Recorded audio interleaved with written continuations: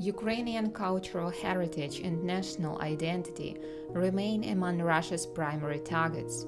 As of May 2025, 194 libraries have been completely destroyed. 4,760,000 books have been lost.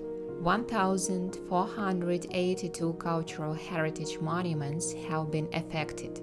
208 artists and cultural figures have been killed. Russia's war is not only an attack on people and infrastructure, but on memory, culture, and identity. The Grigory Skovroda Central Library in Kyiv was damaged on June 6, 2025, as a result of a massive missile attack by Russia. In this video, Library Director Ivana Sherbina shares how the library continues its work during the war. My name is Ivana Sherbina, and I lead the public library network in Solomynsky district, one of the largest districts in Kyiv. Our system includes 17 libraries, both for adults and children, and we serve all categories of users across all branches. As soon as the Kyiv region was liberated, we resumed our work. At first, there were no events, no gatherings, we were only open for returning and exchanging books. And yet, those early days showed us just how vital libraries are for our community. People were lining up at the doors. We saw a tremendous need for mental and emotional support. People needed to find answers, to be distracted, to heal. The full-scale invasion was a shock to everyone, and suddenly there was a huge demand for historical books. We also saw readers turning to art books, bright children's fairy tales, anything that could offer some emotional relief or comfort.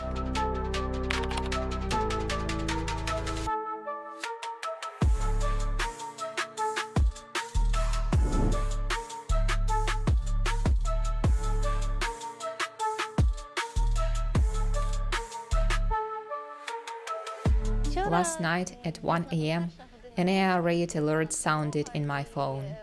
Almost immediately after, I got a notification in our team chat. A colleague who lives nearby and can see the library building from her window wrote that there was a fire in the building.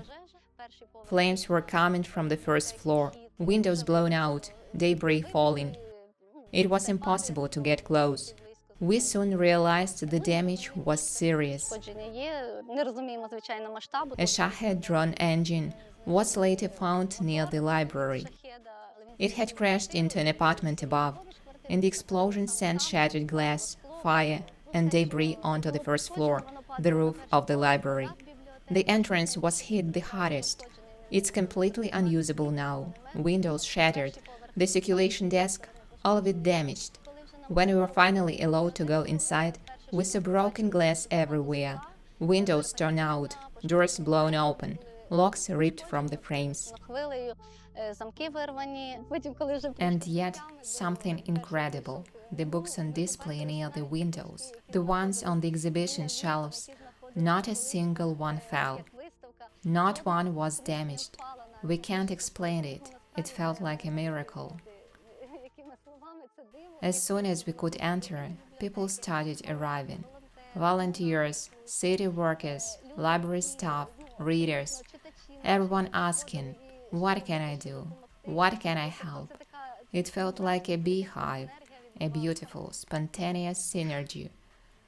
I didn't shed a single tear yesterday. Now, speaking about it, I feel everything more clearly.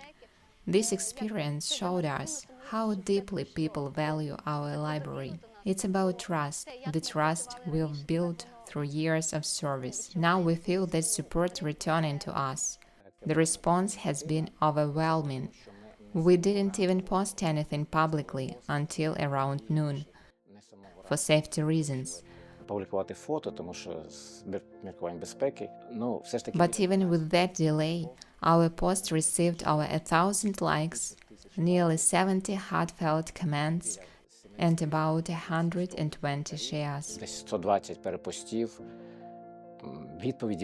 We heard from everyone, writers who launched their books with us, musicians who performed in our spaces, long-time readers, even people we barely knew. All offering help, even with cleanup. Всі пропонували свою допомогу. Буквально до прибирання, до взагалі. Messages of love, gratitude, and encouragement. And we knew we will keep working. Працювати далі. That same morning, we decided the inside of the library is still intact. It can receive people. So, we've now set up a humanitarian hub right inside. And yesterday, our first readers came back. One young man sat quietly in the reading room.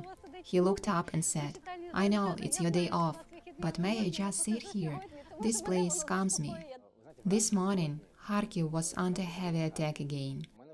I have a t-shirt with a writer on it, someone whose life was deeply tied to Kharkiv.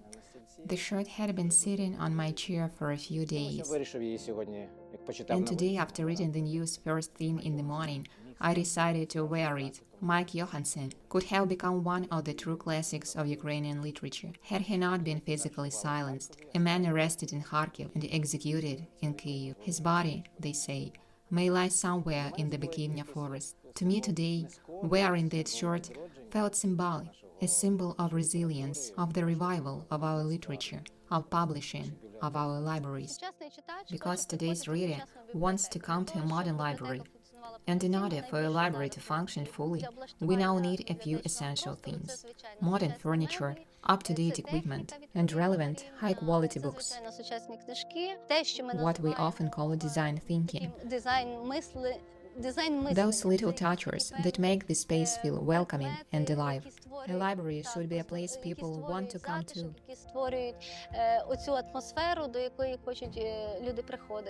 And beyond physical books, technology is crucial.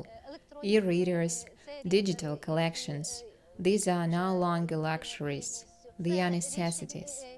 We also need solutions that make the library inclusive, audio-visual accessibility, barrier-free design, assistive technology.